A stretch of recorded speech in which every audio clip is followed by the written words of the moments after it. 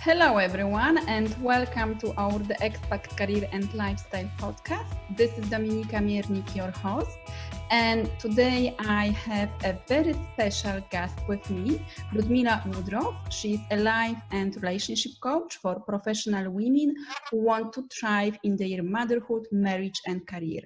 She is also a certified life and weight loss coach. Ludmila speaks 4 languages and she works with clients from all over the world. So welcome, Ludmila. Thank you so much for having me. It's a pleasure to be here. You're welcome, you're welcome. So thank you for accepting the invitation. So tell us more about you, how your international journey started and what are you doing exactly? Tell us more. So I was raised and born in Poland, and at the age of 19, when you need to decide exactly what to do with your life, I really had no clue. So I found myself with lots of questions, and I really had no answers. What do I want to do exactly with my life and which career to pursue? I was thinking about languages. We had a lot of investments from Holland at that time. We have a lot of international companies coming in. So I was thinking I can go and study Dutch. And before going to school and applying to college, my mom found an advertisement for an au pair position in Belgium. And we thought it might be a great idea to go travel for a year and spend a year abroad, learn the language, and then come back home and apply to college and study Dutch philology. And as you can see and imagine, I've left Poland 20 years ago and I never came back. It was not really planned, but this is what happened. Yeah, so this is like a similar experience to mine. I also left Poland at 19 years old for 1 year. This was my intention, and then I have never came back.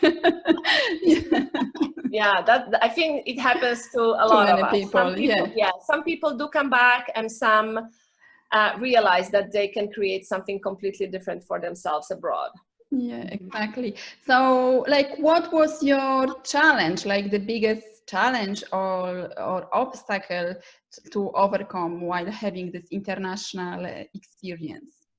So the first year when I was working for a family with 3 small children, I was living close to Antwerp in Belgium. I was lucky that the parents spoke English. A lot of people in Belgium do speak English fluently, but the children spoke only Dutch. So the first challenge for me was to, communicate with them.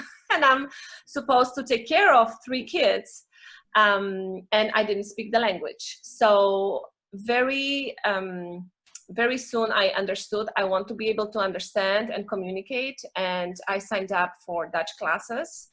They were not very, there were classes once a week, because I understood the challenge if I want to be successful at what I'm doing with this family. And that was my idea for a year, to really do my job well. At the age of 19, I need to be able to communicate with the children because they did not understand English.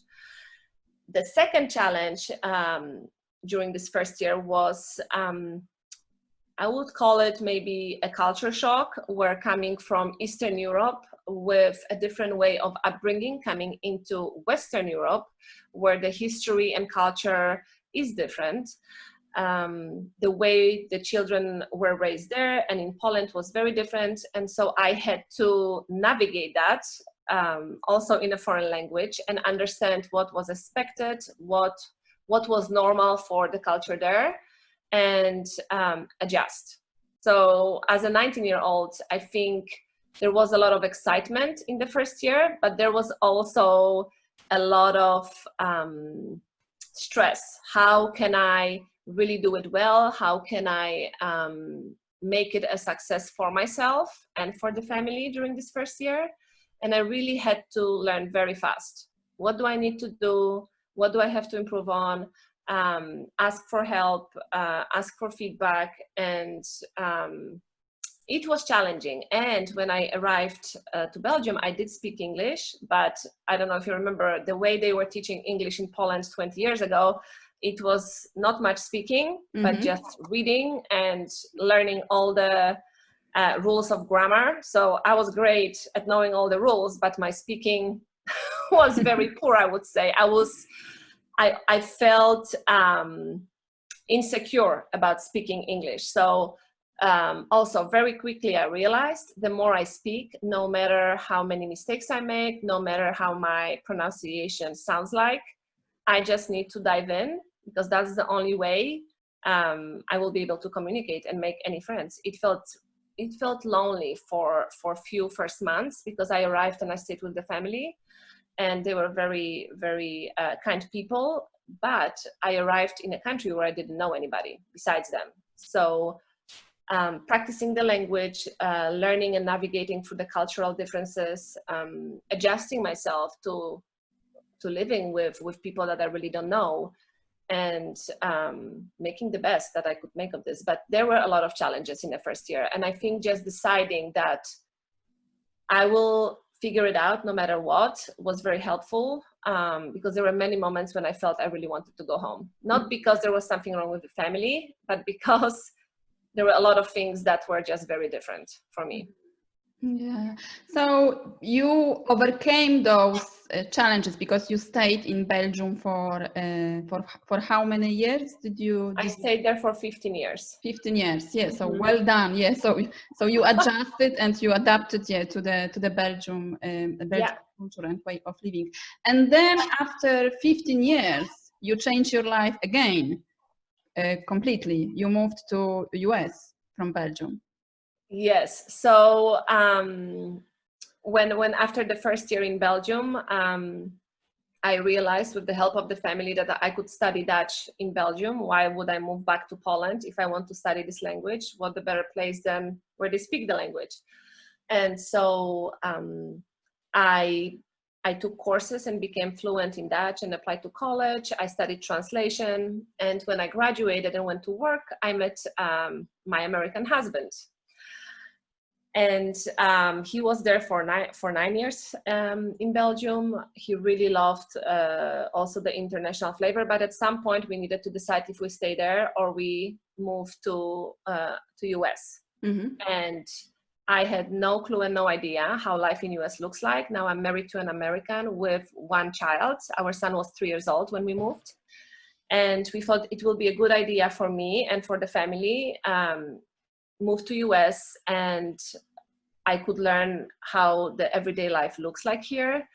It would be great also for our son to be around his native language. And one of the reasons that we moved for was my husband's parents, because they were having some health issues. And so we ended up in California for the first 4 years. And that was another adjustment. I think every time you move to another culture, you have to just know that the first year when you move is the year of huge excitements and lots of new things that you want to explore. And there are also a lot of moments of doubt, feeling homesick. And I would say around 6 months in the first year, you can expect the feeling of, I want to go back home, whatever that means for you. So just understanding that and knowing that this is normal and nothing is going wrong was very helpful for me. Because I think a lot of people get really hopeless around 6 months. You know, you go to the store and then you can't find the ketchup, or you can't find wherever you are looking for, and you know where you could find it in your home country or whatever the last country was where you lived. And those small things over time can really make you feel like this is not where you want to be. So the awareness and having the previous experience of what it means to move and change cultures was very helpful for me. And I already spoke the language, so that was a plus. Wonderful. So I think that it's because you moved as a mom, and it's not easy to to be a mom, and it's not, I think it can be even harder when you are moving with a child, or you are growing up your child abroad, because you can, like many moms or like many families, they can feel like overwhelmed, lost, because you are in a new country, you are in a new culture, and you have to take care of your family, and you have to take care of yourself also. So how to like be not overwhelmed with all those tasks all those responsibilities, the stress and anxiety that you can also experience, and like enjoy this international life? Well, I think it is very important to be prepared. When we decided we will move to US, first thing I did was to look up the schools in the town where we were moving to, and doing my research. So I think planning ahead of time and planning for what you want to create is the one thing I advise everybody to do. Even if you have 2 weeks before you move, I advise you, because that's what was helpful to me, I advise you to research the place you are moving to, look for what is interesting to you. So for me, I was looking for schools, and not only regular schools. I was looking for schools that were Montessori or smaller daycares. My son was 3 years old when we were moving. I knew we don't want him in one of those big daycares that have 100 kids. So I think you need to be very clear and know what you value, what you desire to create, and what your child needs. So we knew what our child needs. He needs a lot of movement. He needs to be in a play-based daycare, not a lot of sitting. And so I did my research before we left. And of course, you can't prepare yourself for everything, but you can prepare yourself enough to know what to look for and which places to go and visit. So that was the first thing. We also decided what kind of house we want to be living in. Do we want to have a swimming pool or not? How much space we need? Which neighborhoods could be beneficial for a family with a small child? And if you have any help from international company that is moving you, I would really ask them those questions and ask for help. I think asking for help and being prepared are two things that will help you with the feeling of overwhelm. And I think we all think that overwhelm just happens to us because of all the things we need to manage, but overwhelm is a feeling. If we look at the coaching perspective, is a feeling we create with the way we decide to think about things. If I would decide that moving abroad is really difficult and it's challenging and there are so many things to do, and how will I manage on my own without family, and how will I make friends, I will feel very, very overwhelmed. I will feel frustrated and hopeless. So it's very important to manage your mind and really challenging yourself. How do I want to feel in this new place? What do I need to feel supported? How can I talk to my partner, and how can we make clear decisions on what would be beneficial for us? Also, if you enjoy going to theater or participating in yoga classes, whatever that is that you are doing right now where you live, find those activities in the place where you are moving to. Because if this is supportive of you in a place where you live, it will be supportive to you in a new place. Yes, it will be different. Yes, it will be, something else than you expect, of course. But I think getting somewhere, getting situated, and already knowing this is where I can take yoga classes, this is where I maybe can go have a lunch, this is maybe international group of people I can connect with, it's very helpful. Because when you arrive somewhere and you have no idea where to go, where are the places where you can connect with people, if you don't know if you want to connect with people, you can become very isolated. And pretty fast, if you are not surrounded by family and your partner is going to work and you are the one staying home, it can be slippery slope to a depression or complete identity crisis. And it's very hard to pull yourself out of there if you don't have a plan. So I would say plan, have a right mindset and a right perspective of the life you want to create, and know yourself, know your family, your values, and what you want for your child. Because I think we looked at 3 schools. We tried one. For 2 months, it was going okay, I would say. We were not very happy. And then after 2 months, we knew we have to change. And I just followed my research. And after 2 months, we changed our son to another school, and it was perfect for him. And by the time he was situated in school, everything was going more smoothly. I started to go to exercise classes, and that's how I started to reach out and get to know more people. And you know, you build your life with small just small steps you are taking in actions, but you have to have a right mindset of what you want to create. Yeah, so talking like about the right mindsets, I often like hear from like many international women or expat women who are like thinking about changing their careers or starting something on the side, or finally starting their business, or maybe they are moms or they are busy with their careers, but they want to pursue a new path, that they don't have the time, or they are busy. So what to do with that? Well, I would say, first of all, if you say you don't have time, why are you blaming time for not pursuing your goals? First of all. Second of all, you know, time is a mental construct. So somebody somewhere decide this is what a day looks like. 1 hour is 60 minutes, minute is 60 seconds. And we make time, we decide what we do with the time. So you have to get very, very clear, first of all, why do you want to pursue a career, or why do you want to create a business, right? If you really want something, you will find a way to do it. And I think it is such a disservice to yourself and your family if you keep blaming your family for not doing what you want to do in your life. So if you feel overwhelmed right now and you feel you are too busy, it means you are not managing your mind. And if you don't manage your mind, then you don't manage your time. 100%. Because you don't have to manage time. Time just is, right? We are in this moment right now. I don't have to manage the time. I have to manage my mind. If I say it will take me 1 hour to record a podcast and I go to 1 hour and a half, I did not manage my mind to say, this is how long it takes, this is how it will look like. So you need to get very, very clear. First of all, why do I want to work? If you think that the work will make you happy because you are not happy right now, it's a wrong answer. You can be satisfied and fulfilled in every moment of your life if you want to pursue career, because you will develop more skills, you will create something, you will earn money, and that will give more possibilities to your family, or whatever that is. Do it for the right reasons. And if you have the right why behind that, like for me, I want to impact women. I want women feel amazing in their lives. I want the mothers to know that they can still be successful in their careers, in their marriage, and their motherhood.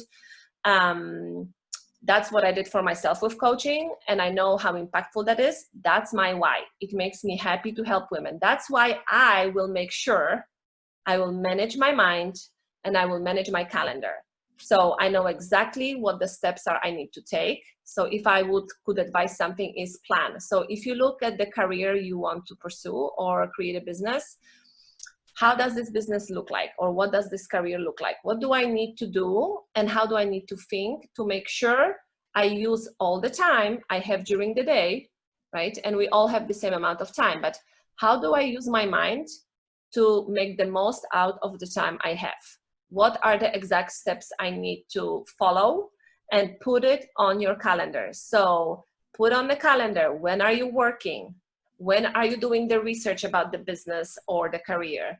How much time are you spending on it every day? How much time are you spending on your family? And really have it planned hour by hour.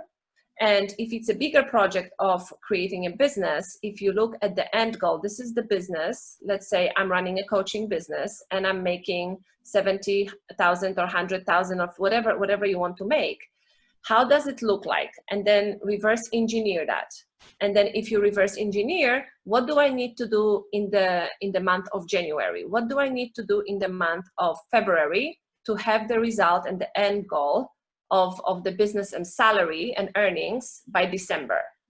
And it's really breaking it down, deciding how much time every task will take, planning even your free time, So let's say if I want to have time with the family, I want to watch a movie with my husband, everything is on your calendar. So if I would call you tomorrow and I see your calendar, on your calendar at 2 p.m., you are writing your blog, and I call you at 2, I know you are not going to pick up because you are writing your blog.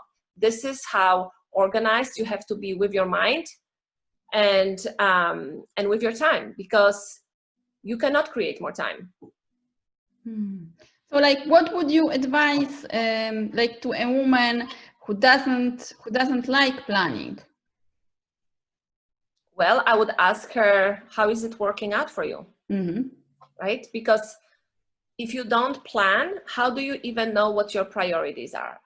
I don't know if you have anybody that comes with idea of I don't like to plan. Because I used to be very go with the flow person before having kids. You know, I like to have, let's say, the free time to do what I want. But what I realized after having children is that if I don't plan, then I don't have a lot of free time. Because what happens is I will use all the time during the day. I will use it somehow. But then at the end of the day, I look back and I used it all on the things that don't really matter to me. It's so easy to get distracted by notifications, by social media, by, you know, there are many things you can do in a house or outside of the house, meet with the girlfriends, cook the dinner, whatever that is, you will find things to do. But then at the end of the day, if this is not what you want to do with your life, then you need to ask yourself, what is a better way to approach that? I know there are a lot of people that say, I don't want to plan. But what I find is with the planning, you can enjoy your freedom so much more, because, you know, I've accomplished A, B, C, and D on my list. So now I have the free time.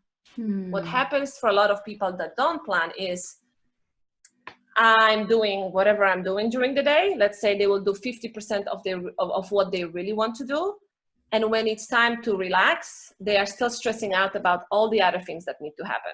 So as long as you don't have a clear vision of the tasks that you need to complete, and not even the completing the task, but what is it that you are finishing and working on, and when is it finished? Because I can be cooking all day, or I can be working on the blog post for 2 weeks if I give myself that time, right? But is this what is going to create the business I want and the earnings that I want, or career that I want, right? You can give yourself 1 month to write your resume.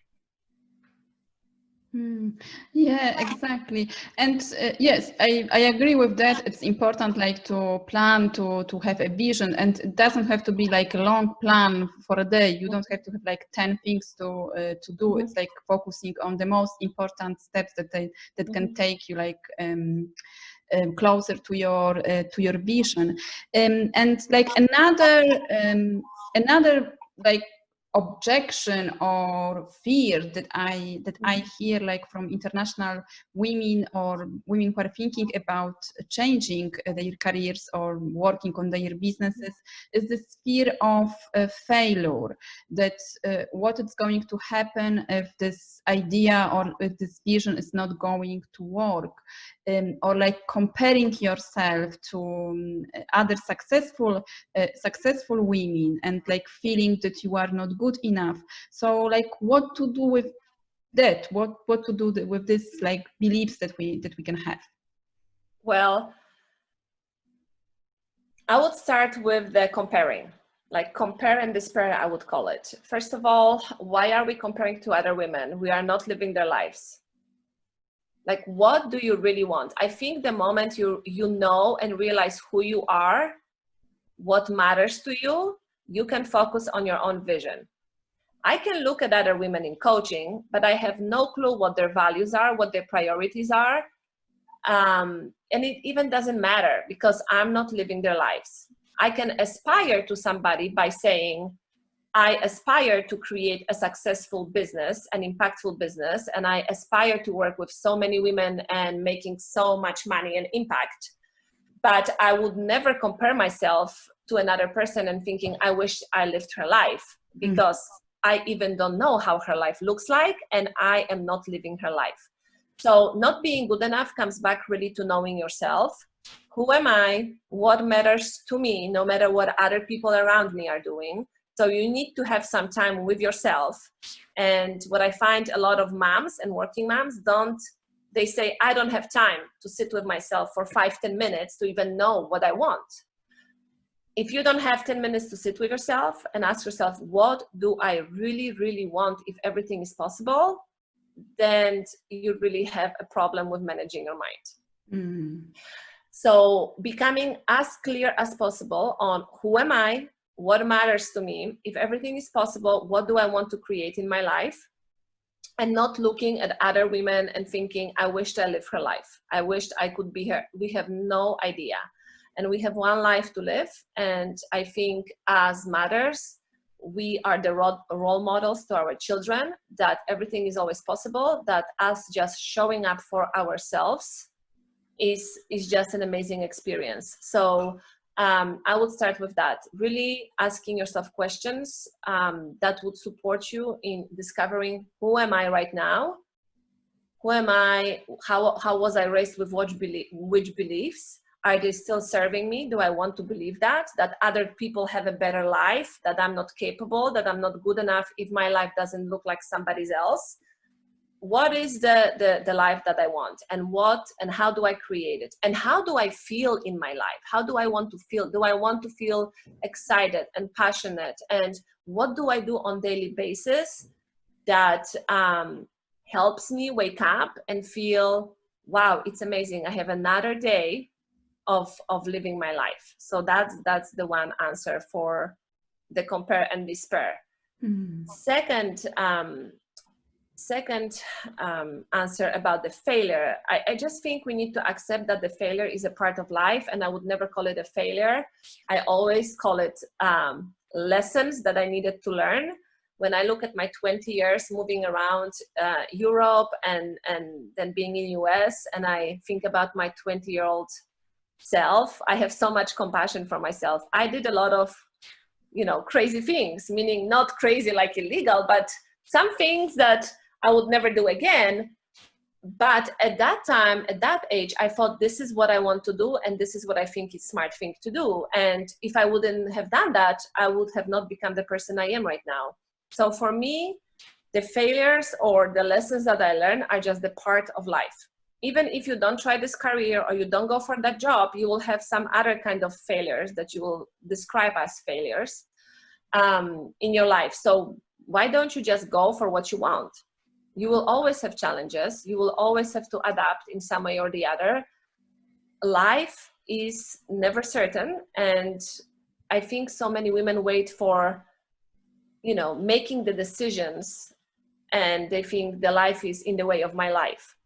But that's what it is. It's life. So I don't think about things that didn't work for me as failures. I just think those were some hard lessons that I really needed to learn to grow and become emotionally, mentally, and physically healthy person. And I take them, and then I decide, what did it teach me? Was it something valuable or not? What can I do with it? And I just don't stop. And I just go into action and making decisions.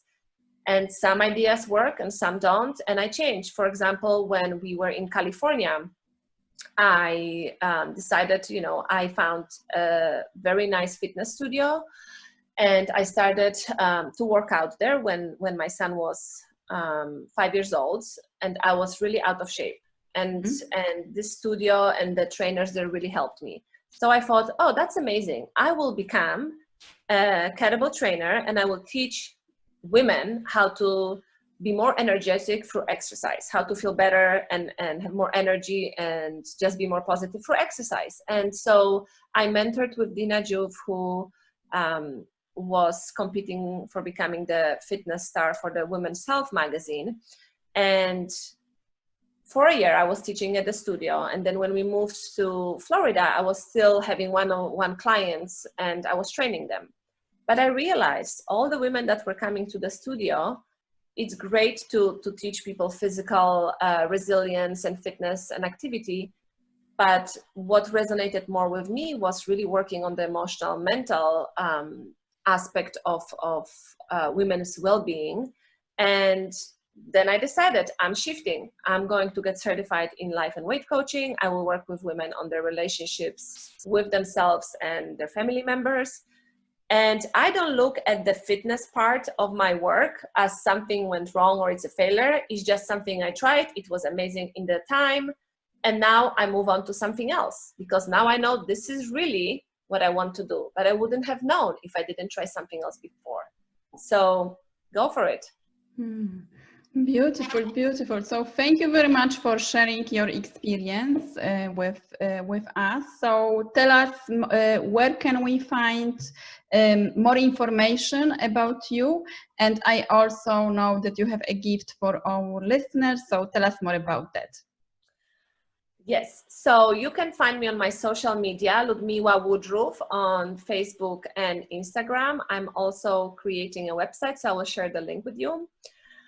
For my listeners of this podcast, I'm giving away 2 45-minute sessions. So for 2 lucky women that would love some support and with whatever challenge you have right now, with the move or parenting or career, I am gifting 2 sessions. So 2 listeners that reach out first to me will get on a phone call with me for 45 minutes and we will do some coaching. I really love this work. I think it's transformational, and this is my gift to 2 listeners that will reach out to us. Fantastic, fantastic. So I will put all the links so people can go and connect with you and book the session. So thank you very much once again for being here with us today, Ludmila. Thank you. Thank you so much for having me. When I look back at my expat experience, I love expats. I love that people take the chance and they're courageous enough to move around. I think it's amazing. I for sure believe it's shifting your identity. It's opening your mind so much. And I think it's a really great gift you can also give to your children and just to yourself. And if you have the opportunity, make the best out of it. Great, great. So thank you very much. Thank you very much for listening or watching. Please tell us what are your thoughts, what are your questions, doubts. Please share them in the comments, and I will be back soon with another fantastic episode. So thank you very much and goodbye.